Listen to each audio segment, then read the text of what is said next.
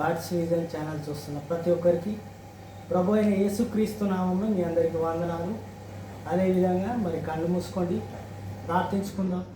స్తోత్రం స్తోత్రం నాయన పరిశుద్ధుడా, మహోన్నతుడా, సర్వోన్నతమైన దేవ, కృపగల తండ్రి నాయన, మీ కృపచేత మమ్మల్ని సజీవులుగా ఉంచినందుకు నీకు వేల కోట్ల వందనాలు తండ్రి. అదేవిధంగా ప్రతి ఒక్క బిడ్డని ప్రభువా దర్శించండి నాయన. ప్రభువా ప్రతి ఒక్క బిడ్డని మరి నీ జ్ఞానం చేత నుండి ప్రభువా మరి సాతాను శక్తులు కానీ, దురాత్మ శక్తులు కానీ, ప్రభువా మరి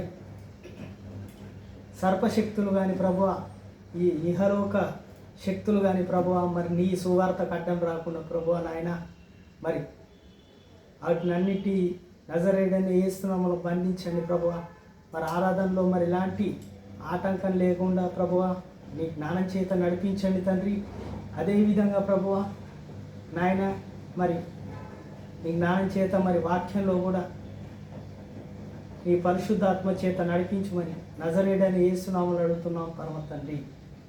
ఆమేన్ ఆమేన్. మరి పాట పాడుకుందాం.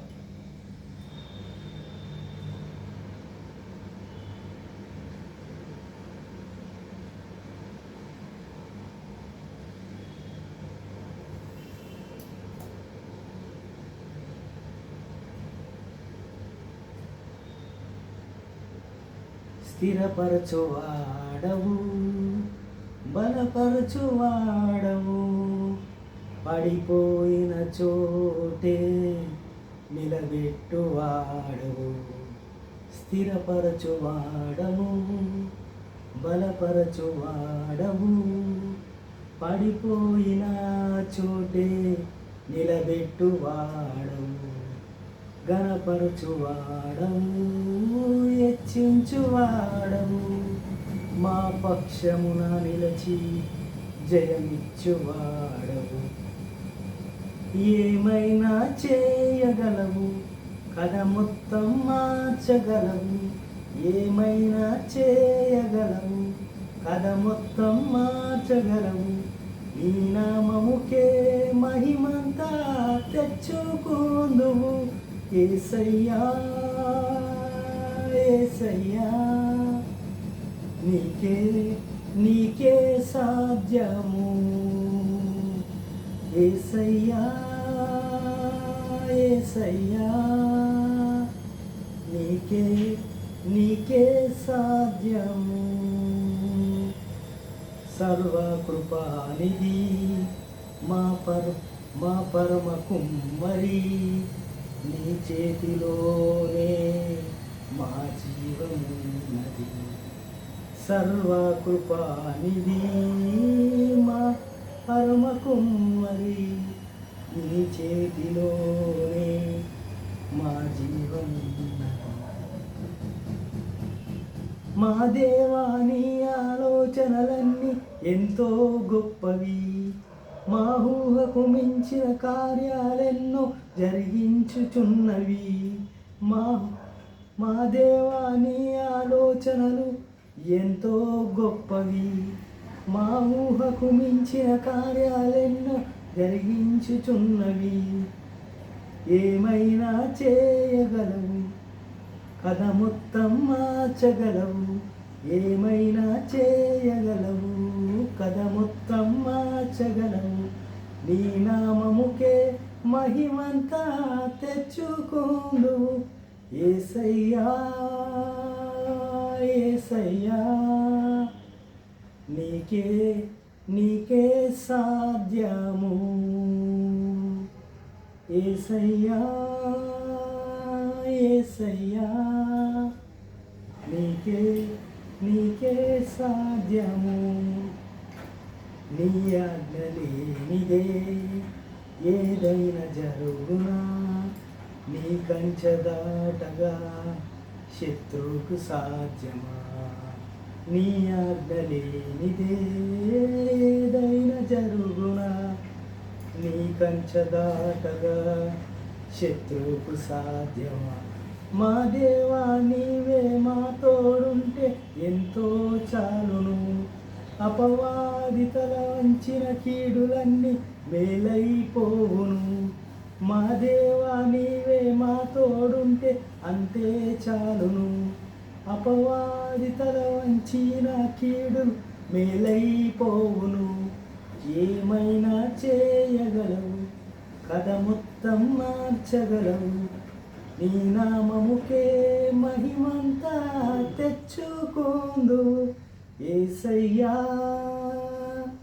యేసయ్యా, నీకే నీకే సాధ్యము. ఆమేన్.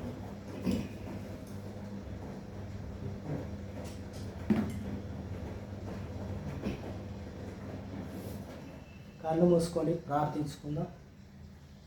స్తోత్రం స్తోత్రం నైనా పరిశుద్ధుడా, మహోన్నతుడా, సర్వోన్నతమైన దేవ, కృపగల తండ్రి నాయన, మరి పరిశుద్ధాత్మ దేవ ప్రభువాని వాక్యం చేత మమ్మల్ని నడిపించి తండ్రి, జ్ఞానం చేత నడిపించమని నజరేయుడైన యేసు నామములో అడుగుతున్నాం పరమ తండ్రి. ఆమేన్.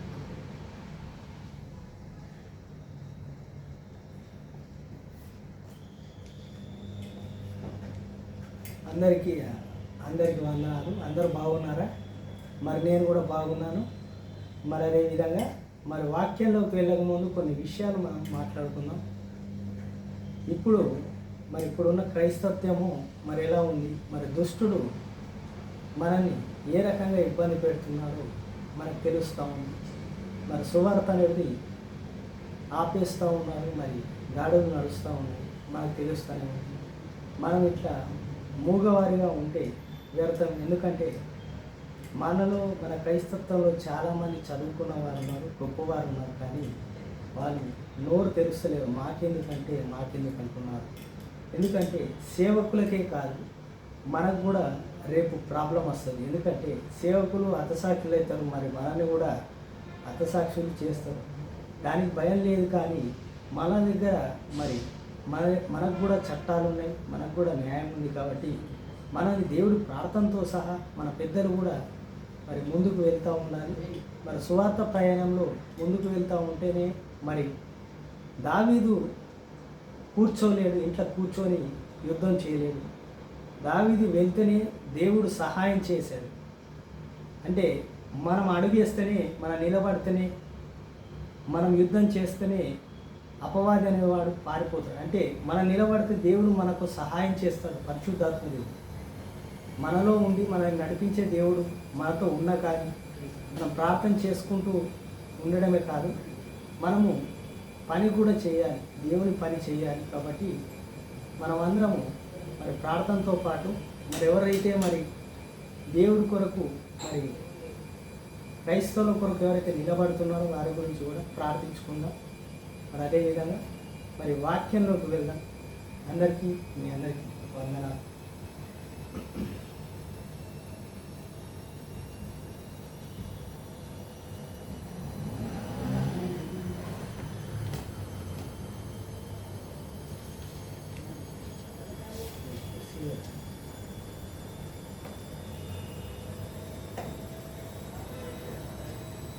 ఎఫెసీయులకు రాసిన 6వ అధ్యాయము మరి సర్వాంగ కవచం గురించి మరొకసారి ధ్యానించుకుందాం. ఎందుకంటే దుష్టుడు మనల్ని తప్పు ద్వారా మరి వాక్యం ద్వారా కూడా మరి క్రియల్ని అంటే దేవుడి నుంచి దూరం చేయాలని చూస్తూ ఉంటాడు. ఇప్పుడు మనం చూస్తూ ఉంటాం. కాబట్టి మనము దుష్టుడితో ఎలా పోరాడాలి, మరి ఏం చేస్తే దేవుడు మనకు సహాయం చేస్తాడో ఎఫెసీయులకు రాసిన 6వ అధ్యాయము 10వ వచనం అంటే 10వ వచనం నుంచి చదువుకుందాం. తుదకు ప్రభు యొక్క మహాశక్తిని బట్టి ఆయన యందు బలవంతులై ఉండుడి. మీరు అపవాది తంత్రములను ఎదుర్కొనుటకు శక్తివంతులగునట్టు దేవుడిచ్చిన సర్వాంగ కవచమును ధరించుకొనండి. అపవాది తంత్రం అంటే ఇప్పుడు మనము చూస్తూనే ఉన్నాము. మనం మామూలుగా ఫోన్ ఓపెన్ చేస్తేనే మరి ఇక్కడ దాడి జరిగింది, అక్కడ దాడి జరిగింది అంటున్నట్టే ఆ ఫోన్ ద్వారా కూడా మన అపవాది తంత్రముల ద్వారా మనల్ని భయపెట్టాలని చూస్తున్నాడు. అంటే అపవాది మనల్ని టీవీ ద్వారా, ఫోన్ల ద్వారా, మరి సేవకుల మీద దాడుల ద్వారా కూడా మరి తంత్రాలు మరి అలా చూపిస్తూ ఉన్నాడు. కానీ దేవుడు మనకిచ్చిన సర్వాంగ కవచాన్ని మనం ధరించుకొని శక్తివంతులు ఉన్నట్లుగా మనము దాన్ని ఎలా ధరించుకోవాలో ఒకసారి ధ్యానించుకుందాం. ఏలయనగా మనము పోరాడుచున్నది శరీరులతో కాదు, కానీ ప్రధానులతోనూ అధికారులతోనూ ప్రవక్తలను అధికార సంబంధులకు లోకనాథులను ఆకాశ మండలము నందున్న దురాత్మలను సమూహముతోనూ పోరాడుచున్నాం. అంటే మనుషులతో కాదని ఉంది, కానీ ఇప్పుడు శరీరధారులై ఉన్నారు కాబట్టి మనకు మనుషులతో కూడా థ్రెట్ ఉంటుంది. అంటే మనము నోరు తెరిచి మనం వాక్యం చెప్పకపోతే సువార్త అనేది అందకుండా అయిపోతుంది. అంటే ఇప్పుడు సాతానుడు అనేవాడు మనుషుల్ని వాడుకుంటాడు, అధికారుల్ని వాడుకుంటాడు, మరి లోకనాథుల్ని కూడా వాడుకుంటాడు. వాళ్ళందరికీ మనం ధైర్యంగా పౌలు గారు చెప్పినట్టుగా మరి పోరాడుడి అని చెప్పారంటే మనము పోరాడుతూ ముందుకు వెళ్ళాలి. అంటే మరి సేవలో మనం ముందుకు వెళ్తూ ఉంటేనే సువార్త అనేది దేవుని ఒక మాటలు మనం చెప్పకపోతే దేవుడు సువార్త ఎలా మరి మనము కంప్లీట్ చేయగలం? ఈ భూమి మొత్తం సర్వలోకానికి వెళ్ళి సువార్తను ప్రకటించండి అని చెప్పాడు. కాబట్టి మనము ధైర్యంగా సువార్తని ప్రకటించాలి. సర్వాంగ కవచాన్ని ఎలా ధరించుకోవాలో ఒకసారి ధ్యానించుకుందాం.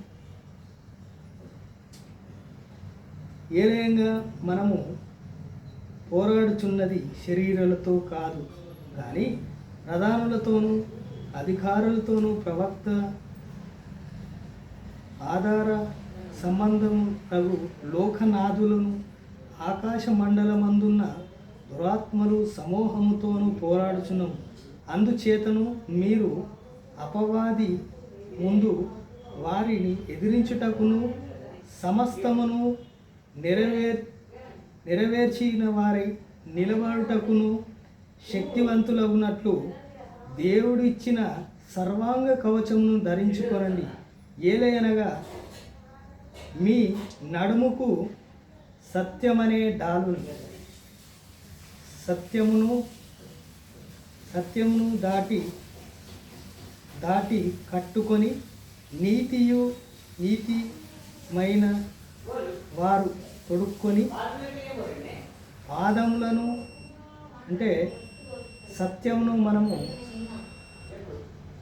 మన నడుముకి కట్టుకొని కట్టుకొని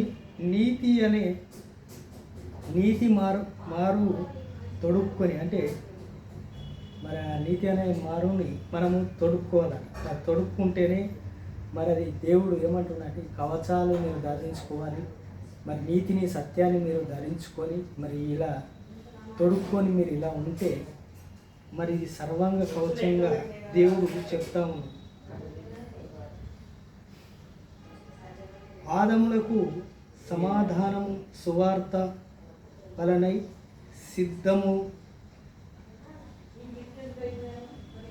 సిద్ధ సమూహమును జోడు తొడుక్కొని నిలబడుడి. కాళ్ళ కిందట సమాధాన సువార్తని, కాళ్ళకు జోడులు అంటే చెప్పులు, అంటే రక్షకు కాళ్ళకు చెప్పులుగా మనం అది ధరించుకోవాలి. అంటే సువార్తని మనం తీసుకెళ్తూ వెళ్ళాలి. మనము మరి సువార్తను ప్రకటిస్తూ వెళ్తూ ఉంటేనే మనకు ఎప్పుడు మనలో సువార్త ఉండాలి. అది మనము చెప్తూ వెళ్ళాలి. మన దారిలో కూడా మరి ప్రకటిస్తూ వెళ్ళాలని దేవుడు చెప్తున్నట్టు సువార్త అనేది మనలో ఉండాలి. మనకది మన ఇప్పుడు చెప్పులు ఎలా అయితే ధరించుకుంటామో అలా మనం ధరించుకోవాలి. ఇవన్నీ గాక విశ్వాసం అనే డాలు పట్టుకొనండి. విశ్వాసం అనే డాలు అపవాది, అంటే మనము సాతానుడు ఎన్ని ఇబ్బందులు పెట్టినా, ఇప్పుడు యోబు గారికి ఎన్నో ఇబ్బందులు పడినా కానీ యోబు గారు ఏం చేశారు? దేవుని ఇలా పట్టుకున్నాడు. అంటే విశ్వాసం, నా దేవుడు ఇచ్చాడు, నా దేవుడు తీసుకెళ్ళాడు. అంటే దేవుడు విశ్వాసం చూడండి. మరి దేవుడి మీద విశ్వాసం అంటే ఆ రకంగా దృఢంగా మనము ఆ డాల్ అనేది మనం పట్టుకుంటే మరి అపవాది ఒక్క తంత్రాలు మన మీద పనిచేస్తాయి. దానితో మీరు దుష్టుని అగ్ని బాణాలన్నిటినీ ఆర్పుటకు శక్తివంతులవుదురు. అపవాది దుష్టుడు, మరి ఎవరైతే మన శత్రువు దుష్టుడైతే ఉన్నాడో మరి మన మీద దాడులు చేయడానికి మరి దుష్టుడు ఇచ్చినప్పుడు ఆ బాణాలన్నిటి మనము ఆ డాలుతో విశ్వాసం అనే డాలుని ఎదురిస్తాము. అంటే శక్తివంతులై మన విశ్వాసం ద్వారా మరి దుష్టుని వేసే బాణాల నుంచి మనము ఎదిరించి నిలబడతాం, వాడి బాణాలని ఆర్పేస్తాం. కాబట్టి మనలో విశ్వాసం అనే డాలు కూడా ఉండాలి. అదేవిధంగా మరియు రక్షణయు సర్వ కృప దేవుని వాక్యమును ఆత్మ ఖడ్గము ధరించుకొనండి. మరి రక్షణ కొరకు దేవుని వాక్యం అంటే దేవుడి వాక్యమును ఆత్మ ఖడ్గంగా ధరించుకొనండి. ఎప్పుడు మనకు వాక్యము ఖడ్గంగా ఉంటుంది. దుష్టుడు వచ్చినా కానీ మనం వాక్యము చదువుతూ ఉంటే, మనలో వాక్యం అనేది ఉంటే దుష్టుడు మన మీదికి రాడు. మన దగ్గర వాక్యం అనే ఖడ్గంని మనం ధరించుకొని ఉంటాం కాబట్టి మన దగ్గరికి రాడు. ఆత్మ వలన ప్రతి సమయమునందున ప్రతి విధమైన ప్రార్థన విజ్ఞాపన చేయుచు ఆ విషయమై సమస్త పరిశుద్ధులను నిమిత్తము పరిపూర్ణ పట్టుదలతో విజ్ఞాపన చేయుచు మెలకుగా ఉండుడి. దేవుడి కొరకు కనిపెట్టుకుంటూ మరి విజ్ఞాపన చేస్తూ ప్రార్థన చేస్తూ ఉంటే, కనిపెడుతూ ఉంటే దేవుడు మనకు రక్షణ మరి ఖడ్గం అనేది మరి ధరిస్తాడు. ఆత్మ వలన మనకు బలం పొందుతుంది. అంటే విజ్ఞాపన అనే ప్రార్థన కూడా ఉండాలని చెప్తా ఉన్నాం. మరియు నేను దేని నిమిత్తము రాయబారినై సంఖ్యలతో ఉన్నానో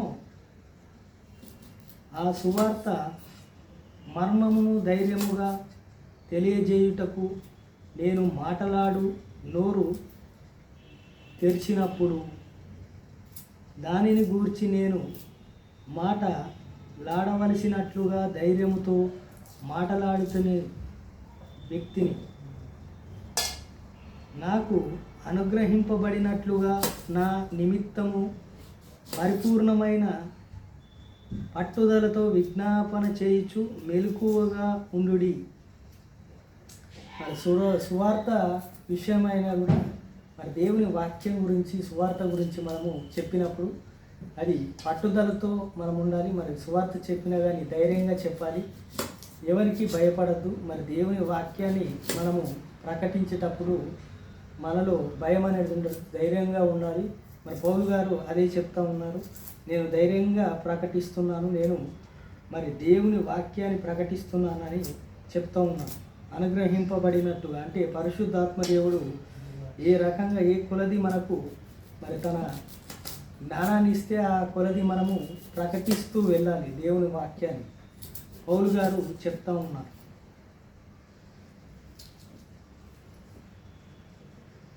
పట్టుదల అంటే పట్టుదలతో ఉండి మనము వాక్యాన్ని చెప్పాలి, ధైర్యంగా ఉండాలని పౌలు గారు చెప్తా ఉన్నారు.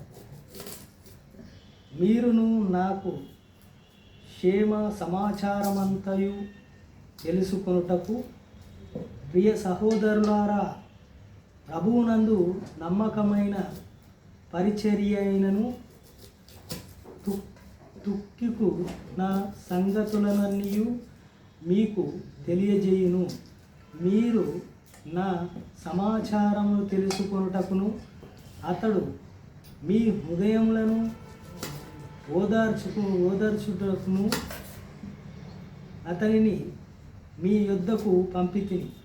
తండ్రి అయిన దేవుని నుండి ప్రభు అయిన యేసుక్రీస్తు నుండి సమాధానమును విశ్వాసముతో కూడిన ప్రేమయును సహోదరులారా నా కలుగును గాక.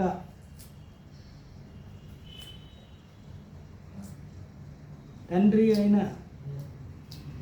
దేవుడి నుండి ప్రభు అయిన యేసుక్రీస్తు నుండి సమాధానము విశ్వాసముతో కూడిన ప్రేమయు సహోదరులకు కలుగునుగాక.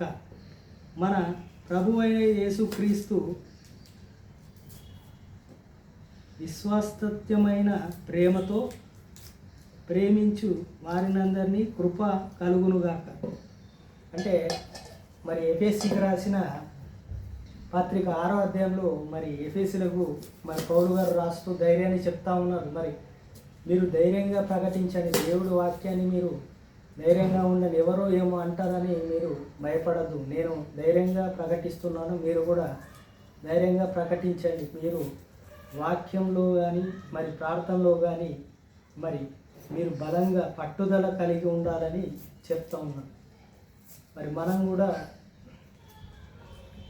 ఆత్మ విషయంలో మరి దేవుని విషయంలో మరి పట్టుదలతో ఉండి మరి ప్రకటించే విషయంలో, సువార్త ప్రకటించే విషయంలో కూడా మనము పట్టుదలతో ఉండాలి. మనకు తెలిసింది మరి దేవుడి విషయాలు మనం చెప్పాలి, మనం ధైర్యంగా ఉండాలి. అదేవిధంగా పట్టుదలతో మరి ప్రార్థనలో ఉండాలి. మరి అదేవిధంగా మరి మనకు దేవుడు ఈ జ్ఞానం ఇచ్చాడు కాబట్టి మనమందరము మరి కళ్ళు మూసుకొని ప్రార్థించుకుందాం. స్తోత్రం స్తోత్రం నాయన, పరిశుద్ధుడా, మహోన్నతుడా, సర్వోన్నతమైన దేవ, గొప్పగల తండ్రి. మరి పౌలు గారు చెప్పినట్టుగా మేము ధైర్యంగా ఉండి ప్రభు మరి సర్వాంగ కవచాన్ని ధరించుకొని మరి సత్యమును మరి నీతిని సత్యమును మేము ధరించుకొని మరి సువార్తని ధరించుకొని వాక్యంని ధరించుకొని మరి అదేవిధంగా ప్రభువ మరి పట్టుదల ప్రార్థన ధరించుకొని పట్టుదల సువార్తని ప్రకటిస్తూ వెళ్ళాలని సర్వాంగ కవచం గురించి ప్రభువ మరి పౌలు గారు చెప్పారు. మేము అవన్నీ ధరించుకునేటట్టు మాకు సహాయం చేయండి తండ్రి నాయన. ప్రతి ఒక్క బిడ్డని మరి దర్శించండి ప్రభువ. పరిశుద్ధాత్మ దేవ, మరి ఆర్థికంగా ఉన్నవారిని ప్రభువ వాళ్ళ ఇబ్బందులన్నీ తీసివేయండి ప్రభువ. అదేవిధంగా ప్రభువ మరి అనారోగ్య సమస్యలు ఉన్న వారికి స్వస్థత కలిగించండి ప్రభువ. మరి అదేవిధంగా ప్రభువ అప్పుల బాధలో ఉన్న వారందరినీ మరి అప్పుల నుంచి బయటపడేయండి తండ్రి నాయన. ప్రభు అని బిడ్డని మరి జ్ఞానం లేని వారికి జ్ఞానాన్ని దయచేయండి. అదేవిధంగా ప్రభు అనారోగ్య సమస్యలు ఉన్న వారికి, ఆర్థికమైన సమస్యలు ఉన్న వారికి ప్రతి ఒక్కరిని ప్రభువ మరి దీవించండి, ఆశీర్వదించండి ప్రభువ. మరి అదేవిధంగా ప్రభువ మరి గాడ్స్ విజన్ ఛానల్ చూస్తున్న ప్రతి ఒక్క బిడ్డల్ని దీవించి ఆశీర్వదించండి ప్రభువ. మరి అదేవిధంగా ఛానల్ని సబ్స్క్రైబ్ చేసుకునే వారందరినీ దీవించి ఆశీర్వదించండి ప్రభు. ప్రతి ఒక్క బిడ్డని అవసరతలని మరి తీర్చుమని నజరేయుడైన యేసు నామములో అడుగుతున్నాం పరమ తండ్రి, ఆమేన్. మీ అందరికీ ప్రభు నామమున మీ అందరికీ వందనాలు.